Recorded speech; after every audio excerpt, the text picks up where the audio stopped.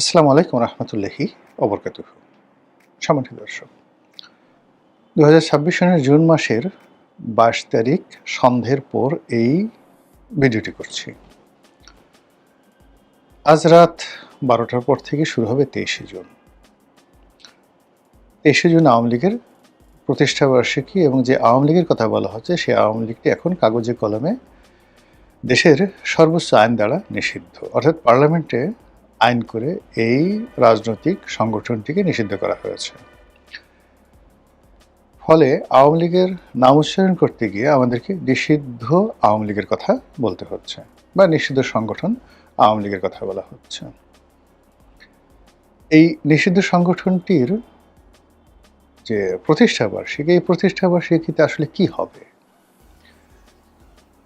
নিষিদ্ধ সংগঠনের কিছু লোকজন মিছিল করবেন, মিটিং করবেন, কিছু পোস্টার লাগাবেন, জয় বাংলা বলবেন, জয় বঙ্গবন্ধু বলবেন। তাদের নেত্রী দিল্লি থেকে বাণী দেবেন। তারপর তিনি হয়তো তার যে সকল নেতাকর্মী রয়েছেন তাদের সঙ্গে কোনো ওয়েব মিটিংয়ে যোগদান করবেন। আর দেশের বাইরে, সেটা কলকাতা হোক, লন্ডন হোক, আমেরিকা হোক, সেখানে হয়তো এই দিবসটিকে উদযাপন করার জন্যে সেখানে তাদের যে বড় সংগঠন রয়েছে সেই সংগঠনগুলো বড় বড় অনুষ্ঠানের আয়োজন করবেন। আর সে অনুষ্ঠানে অডিও বার্তা দিয়ে বা বক্তব্য দিয়ে শেখ হাসিনা এমন কিছু কথাবার্তা বলবেন যা কিনা আওয়ামী লীগ বিরোধী যারা লোকজন রয়েছেন তাদের গায়ে আগুন লেগে যায়। এই তো, এর বাইরে আসলে কি হতে পারে? ওদিন তো পশ্চিম থেকে চাঁদ উঠবে না, বা পূর্ব দিকের পরিবর্তে পশ্চিম দিকে সূর্য উদিত হবে না। ওই দিন আকাশ থেকে বজ্রপাত পড়বে না, মানে আগামীকাল। এবার ধরুন আমাদের যত গর্তের মধ্যে, বনে জঙ্গলে যে সকল বড় বড় গোকরা সাপ আছে, সেগুলো সব ফনা ধরে গোকরা সাপগুলো গর্ত থেকে বের হয়ে এসে আওয়ামী লীগ বিরোধী যারা শক্তি তাদের সামনে মানে একেবারে ফনা তুলে ফোঁস ফাঁস শব্দ করবে না। আর আওয়ামী লীগের বিরোধী যে সকল লোকজন রয়েছে তাদেরও অন্ততপক্ষে ভয়ে চিত হয়ে পড়বে। নট লাইক দ্যাট, এরকম কোনো কিছু করার কোনো কারণই নেই। আওয়ামী লীগ যারা করেন তারা এখনও মানুষ। এদের মধ্যে কেউ রাক্ষস আছেন, খোক্ষস হয়ে গেছেন, এরকম কোনো নজির এখনো পর্যন্ত দেখা যায়নি। আওয়ামী লীগ করেন যে সমস্ত পুরুষ বা নারী, তাদের মধ্যে কেউ হয়তো ভূত হয়েছেন বা পেতনি হয়ে গেছেন, কেউ জিন হয়েছেন, পরী হয়েছেন, কেউ ইবলিস হয়েছেন, বা কেউ অশরীরী আত্মা হয়েছেন, কেউ মিস্টার ইন্ডিয়া হয়ে গেছেন। মিস্টার ইন্ডিয়া ওই যে একটা বিখ্যাত সিনেমা, যে তাকে দেখা যায় না, ছোঁয়া যায় না, অথচ তিনি সবাইকে দেখেন এবং সব কাজ তিনি করতে পারেন। এসে কাউকে শুশ্রী দিতে পারেন, কারো নাক ধরে টান দিতে পারেন, কারো গালের ফটাফট করে থাপ্পড় দিতে পারেন, কাউকে একটু গুদগুদি দিতে পারেন। আপনার সেই অনিল কাপুরের সেই বিখ্যাত শ্রীদেবী এবং অনিল কাপুরের সেই বিখ্যাত সিনেমা মিস্টার ইন্ডিয়া। তো আওয়ামী লীগের মধ্যে এমন কেউ এখনও পর্যন্ত মিস্টার ইন্ডিয়া হননি, যিনি আপনারই আমারই মাঝে উপস্থিত থেকে অদৃশ্য হয়ে যেতে পারেন এবং সেই অদৃশ্য জায়গা থেকে আমরা রাস্তায় হাসছি, খাচ্ছি, আর আমাদেরকে তারা এসে আচ্ছা মতো চড় দিচ্ছে, থাপ্পড় দিচ্ছে, নাকশা ফাটিয়ে দিচ্ছে, নাকের বদনা ফাটিয়ে দিচ্ছে। এরকম ঘটনা কিন্তু এখনো ঘটছে না। যা কিছু ঘটছে দৃশ্যমান। তারপরেও আমরা কেন আওয়ামী লীগকে ভয় পাচ্ছি? ভয়ের নমুনাগুলোর কথা বলে নিই আপনাকে। পার্লামেন্টে কিছু কিছু সংসদ সদস্য, মানে এখানে আসলে কিছু কিছু হবে না, বাংলাদেশের কতিপয় সংসদ সদস্য যারা সুযোগ পাচ্ছেন ফ্লোরে, এখন যেহেতু পার্লামেন্ট চলমান, সেই পার্লামেন্টে তারা দাঁড়িয়ে বলার চেষ্টা করছেন যে শেখ হাসিনাকে নিয়ে কোনো মাথা ব্যথা নেই। আচ্ছা, শেখ হাসিনাকে নিয়ে যে আপনার যে মাথা ব্যথা নেই, এই প্রশ্ন আপনাকে কে করেছে? আপনার শেখ হাসিনাকে নিয়ে কেন মাথা ব্যথা হবে? আপনারও মাথা ব্যথা হবে আপনার বর্তমান নেতাকে নিয়ে, নেত্রীকে নিয়ে, প্রতিদ্বন্দ্বীকে নিয়ে। শেখ হাসিনা তো এখন দেশের বাইরে আছে, তার নামটা আপনাকে উচ্চারণ করতে কে বলেছে? এখন শেখ হাসিনা যদি বলেন যে আমি বাংলাদেশে চলে এসেছি, এখন আমার নাম যদি কেউ উচ্চারণ করে, কোনো পত্র পত্রিকায় লেখে, তাহলে প্রতিবার একবার করে শেখ হাসিনা বলার জন্য $1 করে দিতে হবে। এই বাংলাদেশে 18 কোটি মানুষের মধ্যে প্রতিদিন শেখ হাসিনা সম্পর্কে যে আলোচনা হচ্ছে, যে কয়বার করে প্রতিটি মানুষ আলোচনা করছে, পত্র-পত্রিকা, সংবাদ মাধ্যম, সামাজিক মাধ্যম যেভাবে শুধু শেখ হাসিনা আলোচনা করছে। শেখ হাসিনা যদি তার নামের উপরে লেভি বসিয়ে দেন, হরমুজ প্রণালীর মতো, যে আমার নাম নিলেই $1 করে দিতে হবে, আর যদি তোমরা সেই $1 না দাও তাহলে কিয়ামতের দিন তোমাদের সকলের উপর দাবি, তোমরা কেউ আমার নাম নিতে পারবে না, যদি নাম নাও $1 আমাকে দিতে হবে, এখন আমাকে ক্যাশ দাও অথবা কারেন্স হিসেবে আমার পক্ষে কাউকে ভিক্ষা দিয়ে দাও। এই কথা যদি শেখ হাসিনা বলেন তাহলে আপনি দেখবেন যে ডেইলি, প্রতিদিন কত কোটি ডলার তার ভাগে দুনিয়া এবং আখেরাতে জমা হয়ে যাবে। শেখ হাসিনা ছাড়া কিচ্ছু চলছে না বাংলাদেশে, না রাজনীতি, না অর্থনীতি, না ইউটিউব, না ফেসবুক, না কোনো কিছু।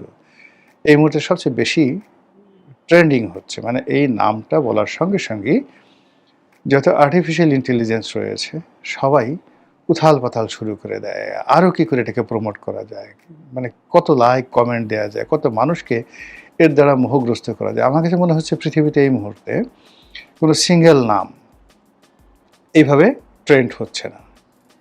সেটা মোদি বলেন, ডোনাল্ড ট্রাম্প বলেন, অন্য যে সকল গ্লোবাল লিডার বলেন, বেশি সংখ্যক মানুষের মধ্যে সবচেয়ে বেশি উচ্চারিত হচ্ছে। আপনি এআই টুলসে গিয়ে দেখেন, ফেসবুকে সার্চ দিয়ে দেখেন, মেটাতে দেখেন, ইউটিউবে গিয়ে দেখেন, গুগলে গিয়ে দেখেন, বাইদুতে গিয়ে দেখেন, সেখানে সবচেয়ে এই মুহূর্তে বেশি উচ্চারিত সিঙ্গেল নেম, এটা না মেসি, না রোনালদো, না কাকা, না এমবাপ্পে, না শাকিরা, নাথিং, নোবডি। এখানে শেখ হাসিনার নাম সবচেয়ে বেশিবার আলোচিত হচ্ছে। Why?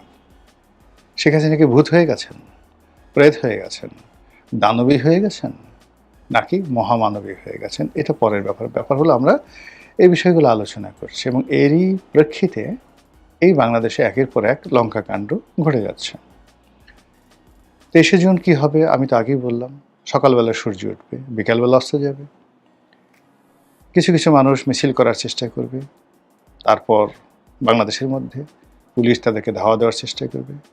Chhatradal, Jubodal, Shibir, NCP তারা ঐক্যবদ্ধ হয়ে তাদেরকে বাধা দেওয়ার চেষ্টা করবে। আর 2-4টি জায়গাতে ছাত্রলীগের লোকজন তারা সংগঠিত হয়ে 2-4টা অকারেন্স ঘটানোর চেষ্টা করবে, এবং সেটাকে তারা ফলাও করে ইন্টারনেটে প্রচার করবে যে আমরা এটা করে ফেলেছি, ওটা করে ফেলেছি, ইত্যাদি ইত্যাদি। ওই যে নেত্রকোনাতে হঠাৎ করে একটা ছেলেকে, জুলাই যোদ্ধা, তাকে ধরে তারা মারলো, তারপরে রাতের আধারে তাকে একটা ভিডিও করলো, জুলাই যোদ্ধাদেরকে গালি দেওয়ালো, জয় বাংলা জয় বঙ্গবন্ধু বলালো, এরপর ছেড়ে দেওয়া হলো। এই বিচ্ছিন্ন ঘটনাটিকে নিয়ে আওয়ামী লীগের লোকজনের সে কী যে হাসি, কী যে খুশি, মনে হয় যেন তারা একেবারে সে ট্রয় নগরী জয় করে ফেলেছে। তেমনি এইবারের যে 23শে জুন, এই 23শে জুন নিয়ে আওয়ামী লীগ কতটা সফল হবে, ব্যর্থ হবে, ডাজ নট ম্যাটার, কিন্তু সরকার এটাকে একেবারে আলটিমেটলি সফল করে দিয়েছে। সরকারের কর্তা ব্যক্তিরা কথা বলছেন, বিরোধী দলীয় নেতারা কথা বলছেন, সরকারি সংগঠন থেকে শুরু করে বিরোধী দলীয় সংগঠন যুগপৎভাবে কাঁধে কাঁধ মিলিয়ে সবাই ঐক্যবদ্ধ হয়ে একেবারে দেখা গেল যে মানে কোনো বিদেশি শক্তি যখন বাংলাদেশে আক্রমণ করতে আসে তখন সকল বাংলাদেশি যেভাবে মুক্তিযুদ্ধে কাঁধে কাঁধ মিলায়, এইভাবে আওয়ামী লীগ ঠেকানোর জন্য তারা বলতে গেলে নিজেদের মুক্তিযুদ্ধের যে একটা মহড়া, এটা শুরু করে দিয়েছে 23শে জুন উপলক্ষে। তার সঙ্গে রাষ্ট্রীয় বাহিনী, যেটা আগে হতো, বেনজির যে হুমকি দিতেন, হারুন যে হুমকি দিতেন, এইভাবে এখনও রাষ্ট্রীয় বাহিনী হুমকি দিচ্ছে। র্যাব বলল যে কোনো অবস্থাতে নিষিদ্ধ সংগঠনকে দাঁড়াতে দেওয়া হবে না। এই প্রথম মানে মার্কিন স্যাংশন খাওয়ার পর র্যাব মাথা তুলে দাঁড়ালো এবং বীরের মতো বিরাট একটা হুঙ্কার ছাড়লো। কি হবে না হবে কালকে বড় ব্যাপার, র্যাবের সঙ্গে হয়তো ছাত্রলীগের কারো দেখাই হবে না, কিন্তু র্যাব একটা হুঙ্কার দিয়ে বসলো। পুলিশকে রেড অ্যালার্ট জানানো হয়েছে। সারা বাংলাদেশের পুলিশ সর্বোচ্চ সতর্কতা নিয়ে 10 নম্বর মহাবিপদ সংকেত মোকাবেলা করার জন্য তারা বসে আছে। আও আও, আঞ্চলিক ভাষায় বললাম, আসো আসো, এসো এসো প্রিয়, তোমাকে ধরবো। তোমাকে আটকাবো, হ্যান্ডকাপ পরাবো, তোমাকে ঘেরাও করব, তোমার বিরুদ্ধে মামলা দেব, আসো আসো আসো। এরকম একটা অবস্থা নিয়ে তারা বসে আছে, বিশাল আগ্রহ। আর বসে থাকার সঙ্গে সঙ্গে কিন্তু তাদের মধ্যে একেবারে ভয়ভীতি নাই তাও না। ওই যে আগে বললাম ভূত প্রেত জিন পরি এই সমস্ত ভয় তাদের মধ্যে পেয়ে বসেছে, যে আমরা আগে দেখতাম যে ওই লোকটার উপর জিন আসর করেছে, ফলে সাধারণ একজন মানুষ আমরা তার সঙ্গে গণ্ডগোল লাগাতে পারতাম না। এখন মনে হচ্ছে যে আওয়ামী লীগের প্রত্যেকটা নেতাকর্মী যারা আছে তাদের উপর জিন আসর করেছে এবং সেই জিনের ভয়ে অনেকেই তটস্থ। থানা পুলিশ র্যাব এগুলোর বাদে যেটা হলো যে 6টা জেলাতে টার্গেট করে 6টা জেলাতে সেনাবাহিনী নামানো হয়েছে। একটি 23শে জুনকে কেন্দ্র করে যেখানে কোনো কিছু হচ্ছে না, হয়নি, 4-5টা পোস্টার লাগানো হলো বা কিছু একটা মানে অনুল্লেখ্য, সেখানে সেনাবাহিনী নামানো হয়েছে রীতিমতো, মানে যাকে বলে সেনাবাহিনী নামানো মানে কি জরুরি অবস্থা। তো এই যদি হয় জরুরি অবস্থা, তাহলে সেক্ষেত্রে যদি আওয়ামী লীগ সত্যিকার অর্থে কোনো কিছু একটা করার চেষ্টা করে, তাহলে তো মানে বিদেশ থেকে আসলে লোকজন ভাড়া করে আনতে হবে।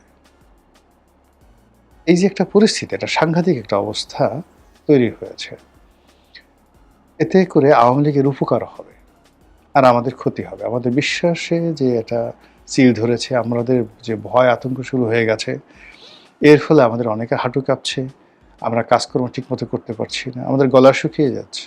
হায় হায়, কি হবে? এই যে 2 বছর ধরে আওয়ামী লীগের বিরুদ্ধে যে সকল কথাবার্তা বলেছি, মানে আমাদেরকে কি করবে আওয়ামী লীগ এসে?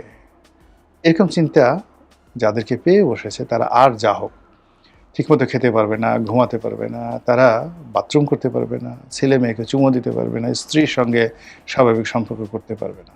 আর আমাদের মতো যারা পুরনো পাপী, আমরা তো আসলে আওয়ামী লীগকে সমালোচনা করে আসছি সেই 2009 সন থেকে। আমি যখন আওয়ামী লীগের এমপি তখন থেকে সমালোচনা করে আসছি, ফলে আমার টেনশনটা আপনি চিন্তা করেন।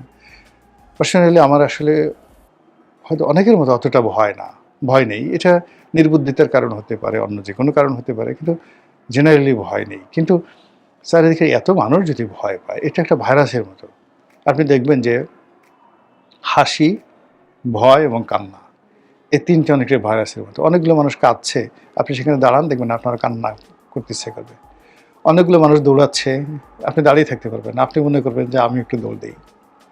অনেকগুলো মানুষ ভয় পাচ্ছে, আপনিও সেখানে ভয় পেয়ে যাবেন। তো সেই অর্থে আসলে এই যে একটা ভয়ের সংস্কৃতি শুরু হয়েছে আওয়ামী লীগকে নিয়ে, এই ভয়ের পরিণতি আমাদের সবাইকে কোন জায়গাতে নিয়ে যায় সেটাই দেখার বিষয়। এবং 24 তারিখে, জুনের 24 তারিখে আবার একটা ভিডিও করে এই যে ভয়ঙ্কর 23শে জুন আওয়ামী লীগের যে প্রতিষ্ঠা বার্ষিকী, সেটা কী হলো সেগুলো মজা করে আপনাদের কাছে বলার চেষ্টা করব।